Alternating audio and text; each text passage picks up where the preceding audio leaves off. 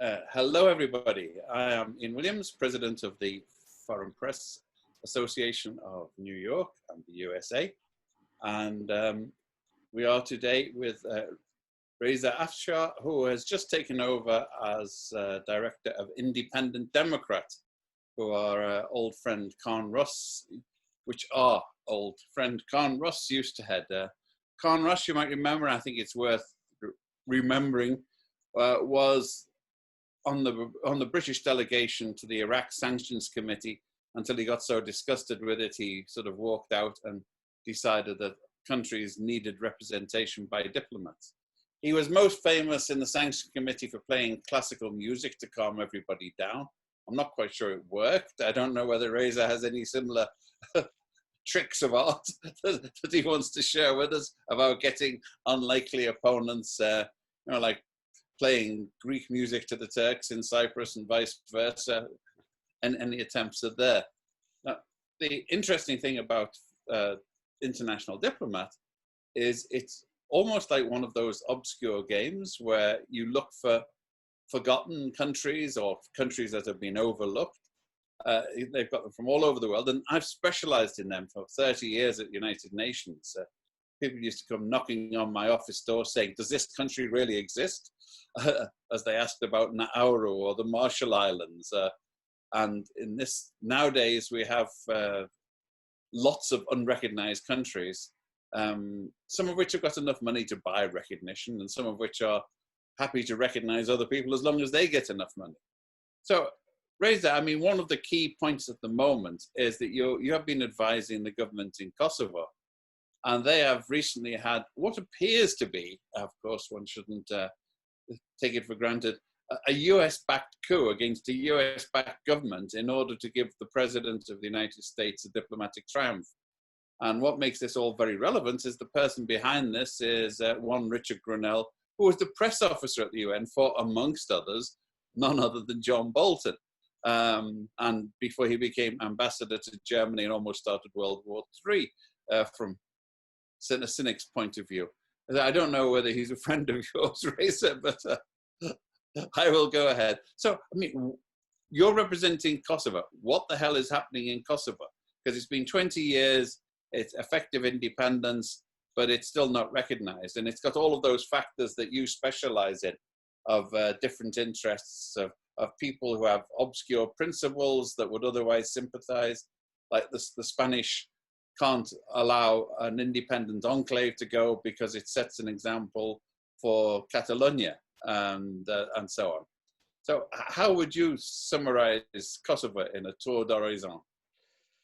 Thanks, Ian, and thanks very much for having me. Just a couple of things before I answer that. It's interesting that you gave Khan's background, and it's quite odd because, in a sense, my journey to Independent Diplomat was a very different one. He founded Independent Diplomat in a sense because, as you described, you know, where he had got to with the Iraq War and the intervention there. I too was a British diplomat, and I worked from 2001 through to end of 2013 on pretty much every crisis going. And what in the end led me to leave was that I was running our Syria policy in 2013, and I actually left because of our failure to intervene in Syria, which I thought was the worst foreign policy decision of my lifetime. And I think, and that's saying something given that Iraq was also in my lifetime, but I actually think the consequences of that failure in Syria are epic. And you're seeing them all over the world since 2013 in terms of the erosion of international law, the failures of liberal democracies. We have fewer liberal democracies today than we had yesterday, essentially. For the first time, I think, since the fall of the Berlin Wall, liberal democracies are declining. And the rise of Russia and Iran and the opening that gave them, not to mention the refugee crisis and the terror threat, and indeed what the refugee crisis has done in terms of Europe, Brexit, Trump, the election of Trump. So the impact, and of course, over and above all of that, just the sheer number of lives lost. All of that, I think, was, at least we could have had an attempt to prevent all of that, and we knew what the consequences would be. So for me, that journey to leaving government and wanting to represent people who are most affected in crisis was, in a sense, I came to it from a kind of opposite end of the spectrum, where I had felt that we needed to intervene, but we didn't. And ironically, of course, Iraq was part of the reason why we didn't, why it became so difficult. And on Kosovo, we're not representing them right now. So Kosovo was in fact Khan's first client back in 2003 or 4. And we haven't represented them and worked with them since.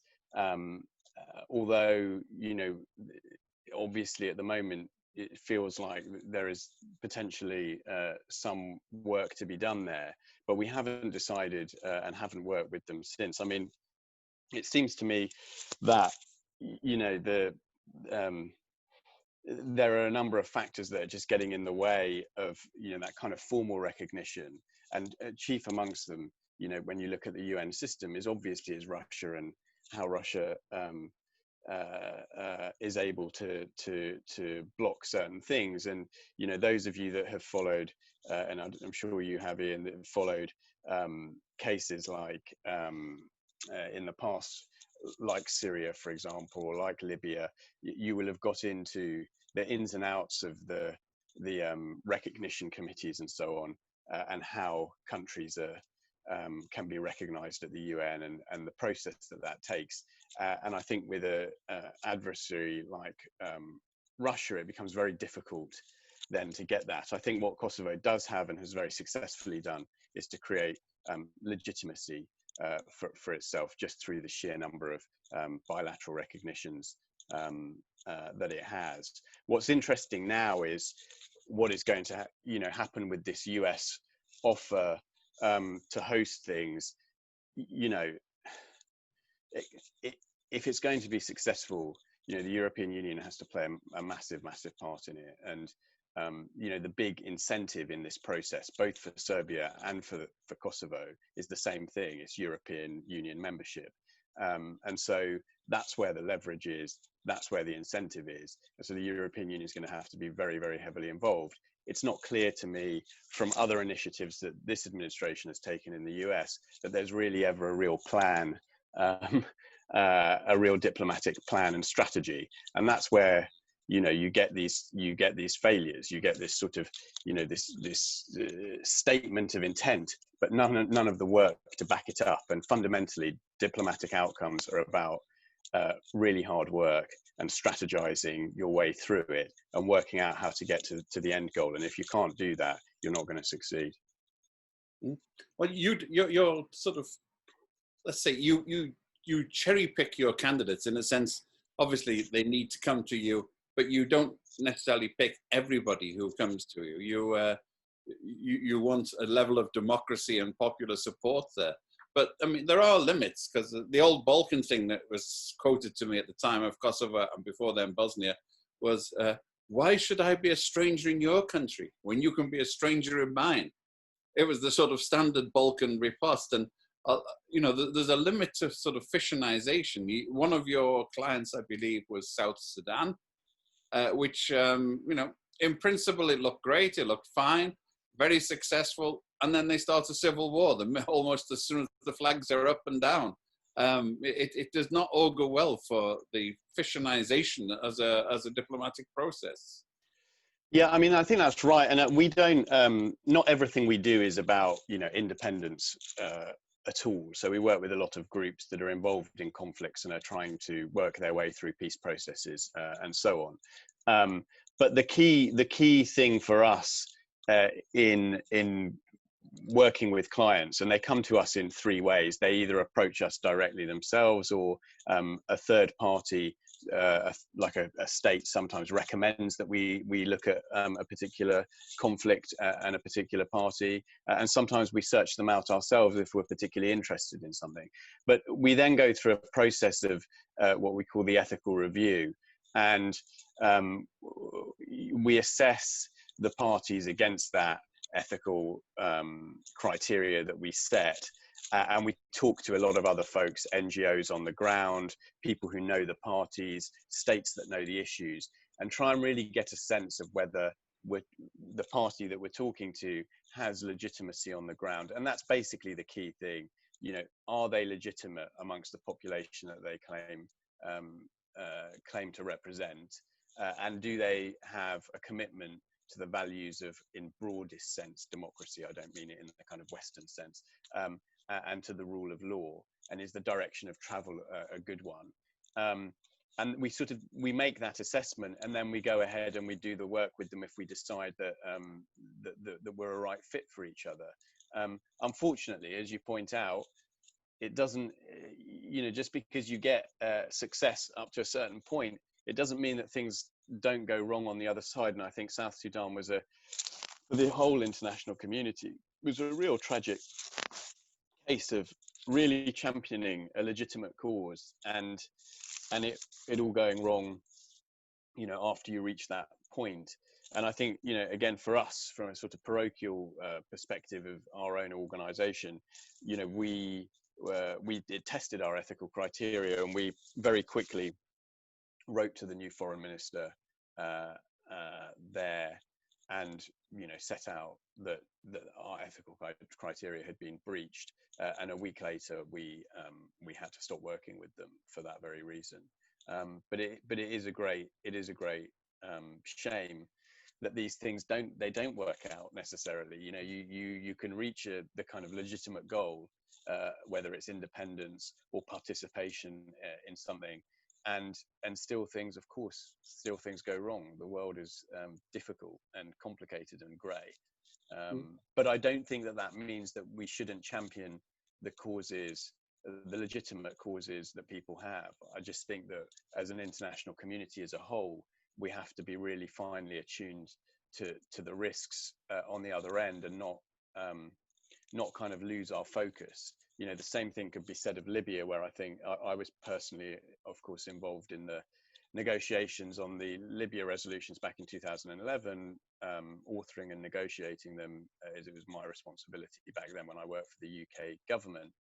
And likewise there, you know, I actually think, you know, what we did was right. I think it was the right action. I think a lot of people would have lost their lives had we not taken that action. It was very clear, if you were in the Security Council at the time, the sort of pressure cooker that was building, and Gaddafi's intent to really kill people. So I think we did the right thing.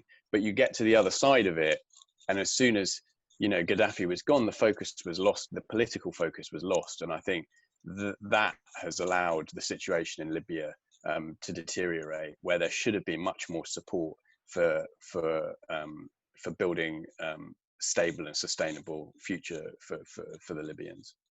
Well, at the time, I believe it looked very much as though once the aim of getting rid of Gaddafi was done, then everybody lost interest and just walked away and left them to, you know, left the bullies in the playground to fight it out between themselves.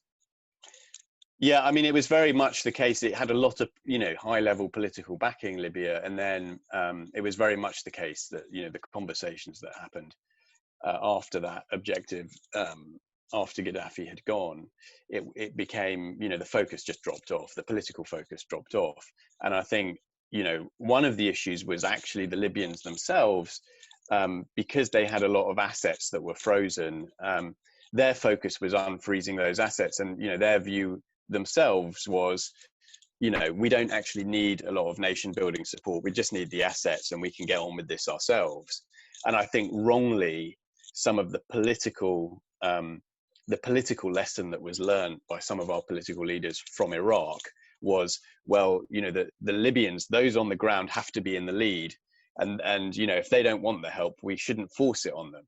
And it's fine up to a point. Yeah, they're right, they should be in the lead, but that doesn't stop you having to persuade them that maybe it would be useful if they allowed us to work with them and to try and make sure that things don't slip out of control, particularly in a country that hasn't had, you know, proper government institutions for 60 years.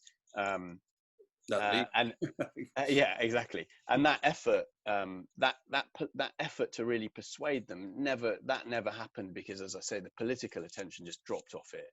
And you could really feel that. I was working on it the whole time, and you get that kind of palpable sense that the political leadership's lost interest.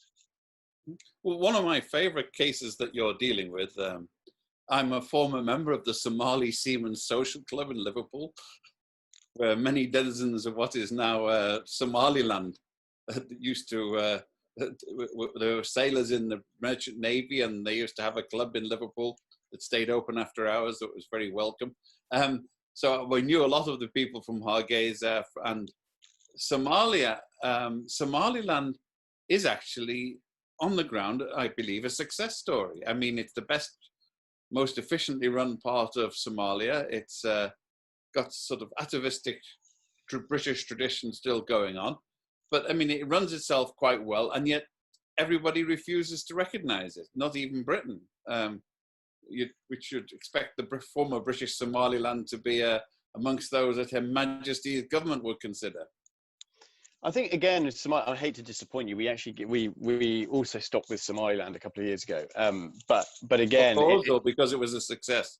Yeah, I mean, because sometimes you just reach a point on these projects where you feel, for us, it's really important that we add real value, and there'll come a point on a lot of projects where we decide that we can't necessarily provide the kind of value that we would like to, and if we can't do that, then we don't want to sort of we don't want to waste people's time, and that had been in a sense a real success, and it is Somaliland in a lot of ways is a real success. But it's interesting at the moment because there's as you probably know, it's rising up again in terms of the agenda, because it looks like there'll be another crack at trying to resolve the issue between Somalia and Somaliland, and the governments in the region, particularly Ethiopia, are keen to perhaps get stuck in on it. So it's an interesting time for that one as well, like Kosovo kind of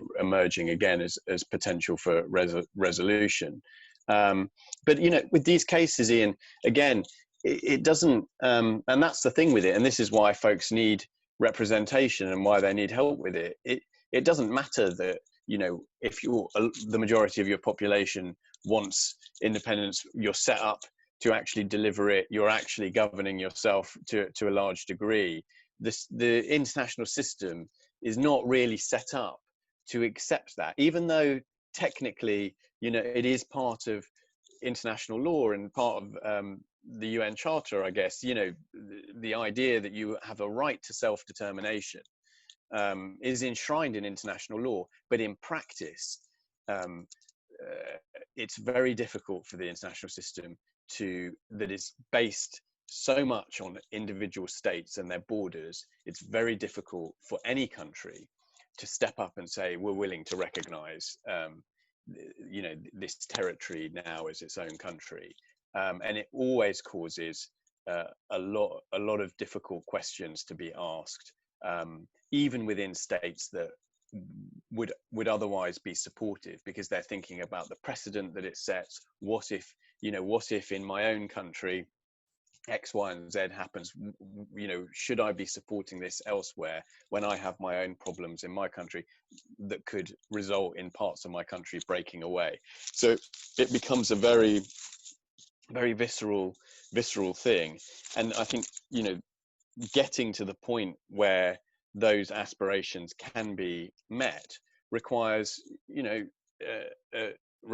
really navigating that diplomatic process and working out how to build the right support for it, and how to make it something that can happen in a way that is comfortable for the or less uncomfortable for the existing international system. One of your latest clients is Azawad, isn't it? The Tuareg sort of areas of Mali. What do you do for them? Are they calling for independence or federation or autonomy or? So the CMA, the Coordination of Azawad Movements in northern Mali, are a signatory to the Mali Peace Agreement, which was signed in 2015. And it's three parties: the CMA in northern Mali, what's called the Platform, which is a government-aligned militia groups that had been fighting essentially in support of the government and the government itself. And this peace agreement essentially brought the conflict there to an end.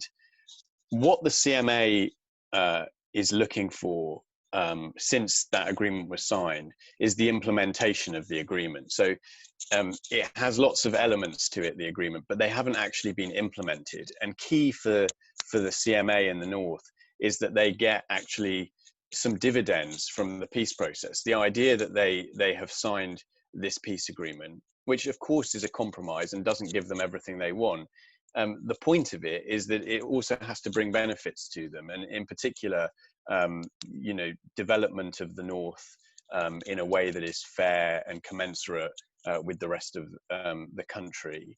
A fair way of reintegrating their own armed forces into the wider Malian military forces, and constitutional change to enshrine a kind of political equality across the whole of Mali. So these things are all in the Mali peace agreement, but month on month, since 2015, every month there's a negotiation that's facilitated by the international community to try and actually get it implemented.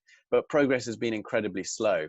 And so, and the Security Council, for example, is incredibly frustrated with this lack of progress. And so for the CMA, that is what they want at the moment. And I don't want to speak for them. And one of the things I was going to say on this is that, it's really important that journalists covering stories all over the world should always seek to try and get quotes and perspective from the people who are most affected. You see it you actually notice it when you're in a job like mine, the degree to which people, not only are they excluded from the diplomatic system, they're sort of also excluded from just, commentary and the media that covers it. To the question of what do you do for them? Do you help them get access to the press, to the diplomatic community, to the NGOs, to the others, or? Yeah, we have a suite of services for clients that basically covers the sort of what we call the three pillars of diplomacy: legal, media, and political. So we, depending on the particular situation, we tend to try and provide all of that. It's like having a really tiny foreign service for people who don't have a foreign service, right?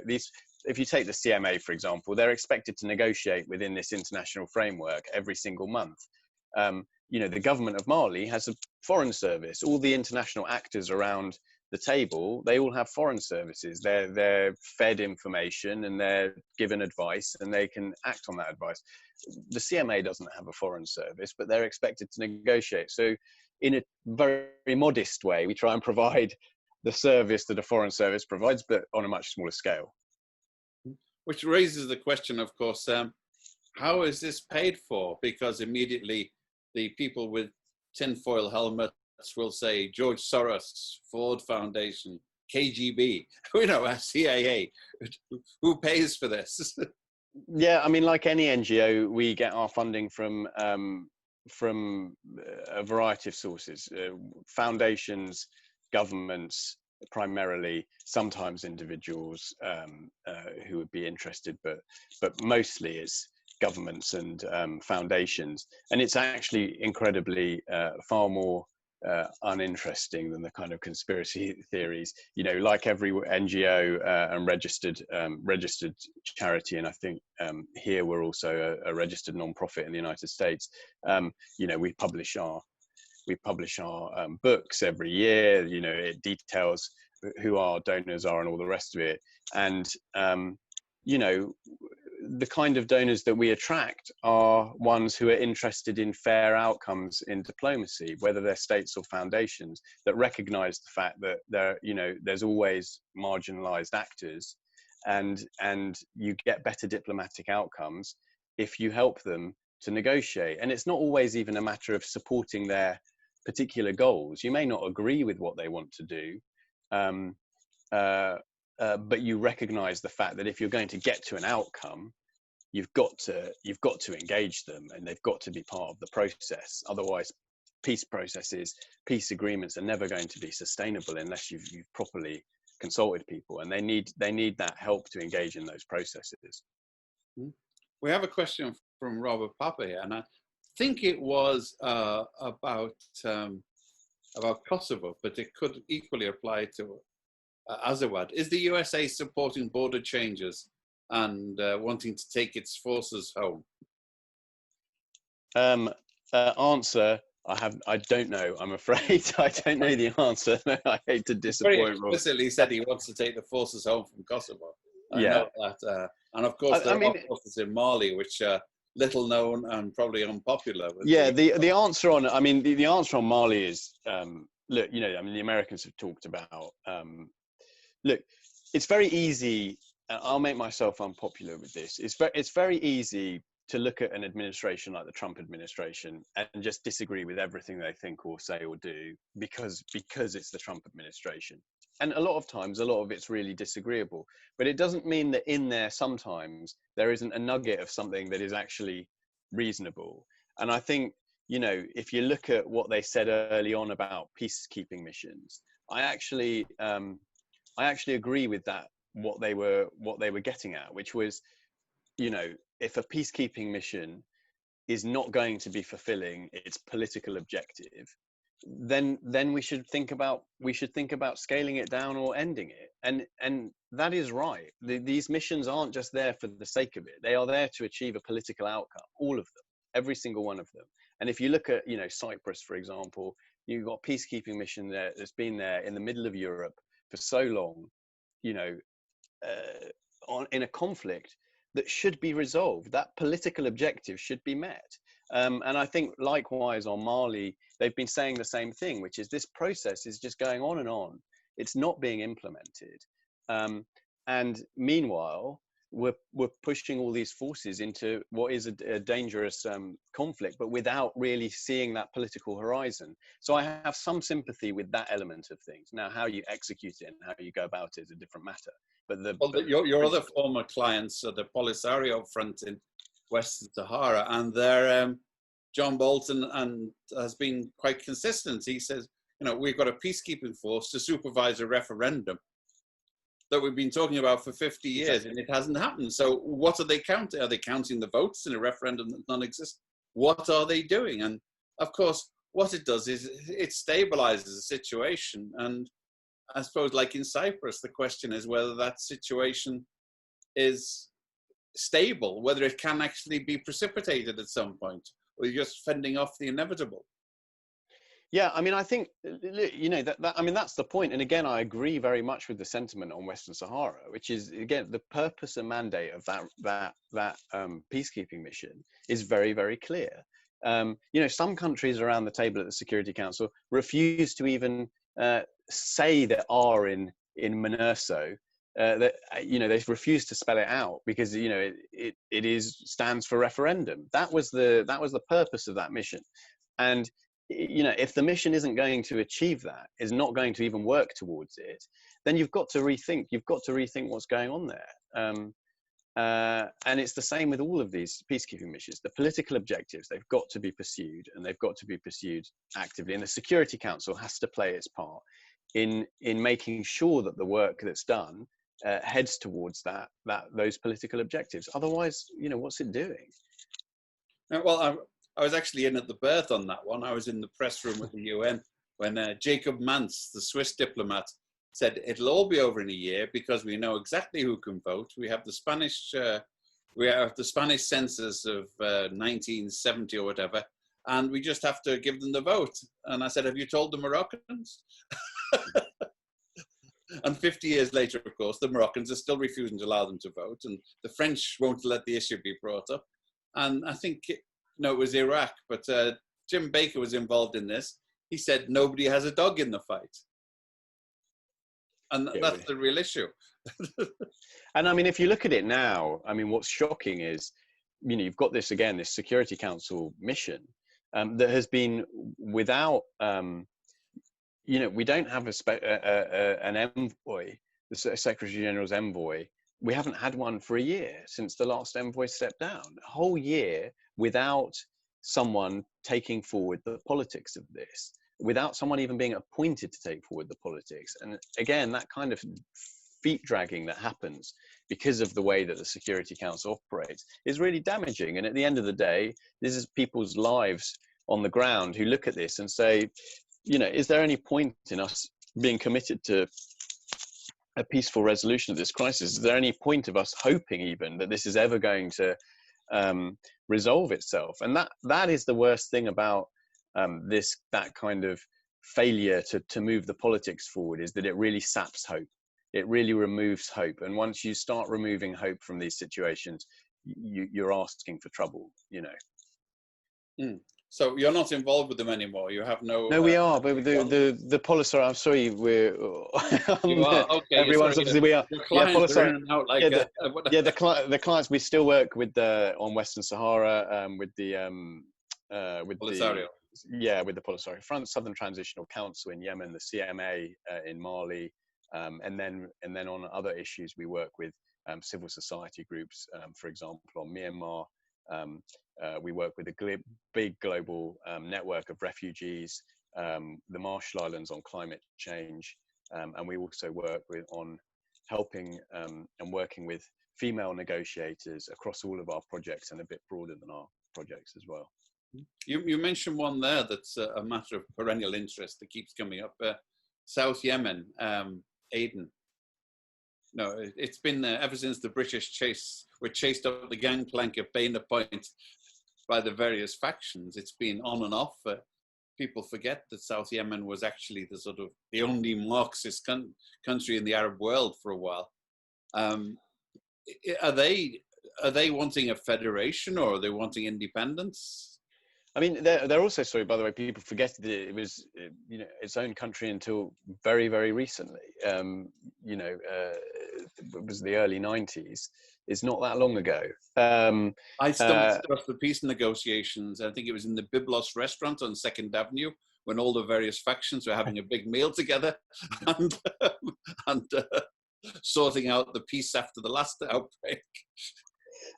So, I mean, look, our involvement on that is to try and make sure that the UN peace process includes Southern voices formally.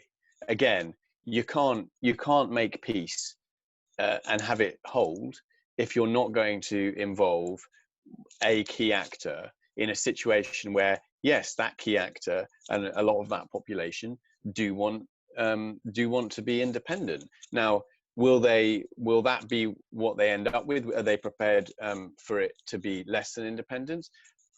You won't know unless you involve them in a process and actually consult them. But if you go ahead and try and make a peace deal in Yemen and exclude them, of course the consequence of that is going to be that you're not going to have a sustainable peaceful outcome for the whole of Yemen. And again, it's a very simple thing that we do at Independent. It's not rocket science. It's simply saying, for goodness sakes, there are people here, they have interests in this, they have a stake in it, they're willing to engage with you and to talk about it. For goodness sakes, just include them. It's really not a complicated thing we try to do, but amazingly, there is actually a real need for our organization, which every day I wake up and find that shocking. It shouldn't be necessary. It's shocked to feel that you're wanted. Yes. Are there any other questions from the audience out there? If you could put in a Q&A, you pass it on through Jonathan. But I mean, I've got questions coming out my ears as well, because this is, I've always been very dubious about the benefits of sovereignty in the nation state. I've regarded, the Treaty of Westphalia was one of the suicide documents for Western civilization, as far as I'm concerned, in some ways, although it has its moments. But the idea that a particular patch of territory should be exclusively filled with people of one religion, one so-called ethnicity, one language, has been, first of all, proven wrong time and time again. Somalia was the only homogenous country in Africa. They all spoke Somali. They were all Muslims. And it had one of the most vicious civil wars of the lot. We've, Germany, Austria, Switzerland, they managed to quite happily speak different languages, the same language in 3 different countries. And the British managed to do that as well. No one tries to force Australia and New Zealand back into Britain yet. Although we have to see if Boris Johnson gets neo-imperialist tendencies. He wants to ensure the supply of British Tim Tams from Australia, I understand. But how does this work? We take it as axiomatic that a country, a nation, is this patch of territory with roughly one group, one ethnicity. Look what's happened in India and Pakistan as an example of how terrible it is when you apply it to extremes. Yeah, I mean, it's interesting, and I'm much less interesting on this than my predecessor Khan, because my tendency is I tend to be just super kind of pragmatic and focused on, in a sense, the construct is the one that we have at the moment. So I try to think about how we can solve problems regardless of the fact that the construct may be wrong or is slightly odd. But something we're trying to do is to have play more of a role in terms of changing systems and changing the way that the international system operates, because it is stacked against the smaller players and the marginalized. But to your point on states, I mean, of course it is. If you think, I mean, when you start to think about it in the ways that you've just put it, yeah, I mean, it's a very odd concept. But nonetheless, and we've seen again and again and again that it is very difficult to manage, particularly for places that are evolving or new or have had some kind of turbulence. It's very difficult to manage keeping together, as you say, like something within a certain set of borders, and you're inevitably going to face these problems. But I don't think the nation state concept and the system is going to change anytime soon. I think it is something that we've come to has come to dominate the way that the world operates. But what I would say is, what's frustrating is that almost without fail, every time people express grievances within the countries that they live, and that might lead them to think about breaking away or taking a different route to the rest of the country. Every time grievances are related, almost without fail, it's met with resistance and aggression. And I think, again, easy philosophy for us as an organization, if you just engage with those grievances and think about processes to manage them and to talk about them and include people in those discussions, include everyone in those discussions, it's really boring and obvious thing to say, but it does take the tension out of things. People want to be heard, but once they are heard, they're willing to compromise. Everyone is, but you have to be heard, and you have to be part of the process. And we're so, as a system internationally, we're just so bad at it. We really are, at listening to people. It's astonishing. As I said, this is why, as I say, I wake up every day wondering why it is that an organization like ours even needs to exist. I remember the Prince of Liechtenstein once had an institute at Princeton. I don't know if he still does. And it had a deceptively simple but very seductive method. He said, if you give people the right to ask for independence, then the chances are they won't take it.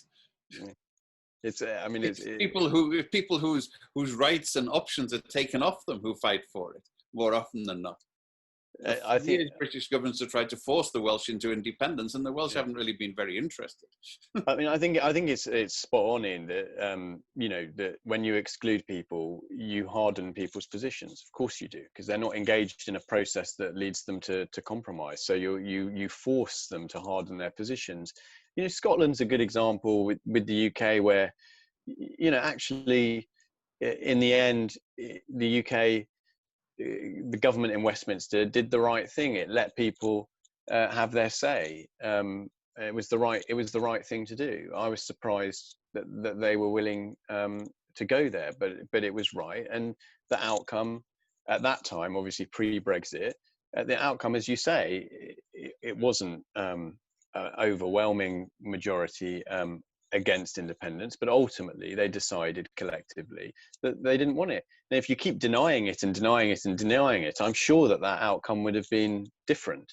If you did it the style of a certain East Asian country and locked people up for secessionist activities for calling for it, then you guarantee the Scots would be rebuilding Hadrian's Wall from the other side by now.